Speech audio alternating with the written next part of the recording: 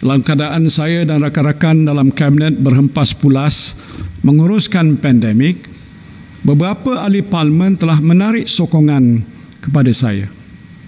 Ini menimbulkan keraguan tentang keabsahan saya sebagai Perdana Menteri dan kedudukan Kerajaan Perikatan Nasional sebagai kerajaan yang memerintah. Dalam keadaan ini, saya mempunyai dua pilihan. Menurut Perlembagaan Persekutuan, saya boleh memohon perkenan ke bawah duli Yang Maha Mulia Seri Paduka Baginda Yang di-Pertuan Agong untuk membubarkan Parlimen dan mengadakan pilihan raya atau meletak jawatan. Pilihan saya yang paling mudah ialah meletak jawatan. Jika saya mengambil keputusan ini, maka selesailah urusan saya dan terserahlah kepada kebijaksanaan ke bawah duli Yang Maha Mulia Seri Paduka Baginda Yang di-Pertuan Agong untuk memilih Perdana Menteri yang baru. Menurut perkara 43.2 Perlembagaan Persekutuan, ke bawah duli Yang Maha Mulia Tuanku boleh melantik seorang Perdana Menteri dari kalangan ahli Dewan Rakyat yang pada hematnya mungkin mendapat kepercayaan majoriti ahli Dewan Rakyat. Saya patuh pada perlembagaan dan akan mengambil jalan yang terhormat untuk menyelesaikan kemelut politik yang sedang berlaku ini. Namun, sehingga saat ini, saya ulangi, sehingga saat ini tiada seorang pun ahli Dewan Rakyat lain yang dapat membuktikan dia mendapat sokongan majoriti ahli Dewan Rakyat untuk membolehkan ke bawah duli Yang Maha Mulia Seri Paduka Baginda Yang di-Pertuan Agong melantik Perdana Menteri yang baru.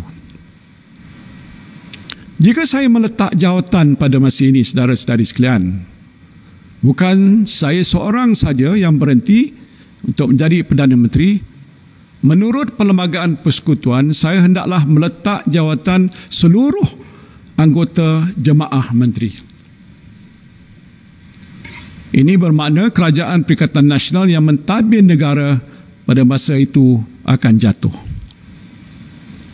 Saya memikirkan dalam keadaan tiada seorang pun ahli Dewan Rakyat lain yang mendapat sokongan majoriti pada masa ini, Perdana Menteri yang baru tidak boleh dilantik menurut perlembagaan. Jadi apabila Perdana Menteri tidak boleh dilantik, maka Kabinet pun tidak boleh dilantik dan kerajaan baru tidak dapat dibentuk. Apa akan jadi kepada negara kita sekiranya krisis politik ini berlarutan dan kerajaan baru tidak dapat dibentuk dalam kadar yang segera?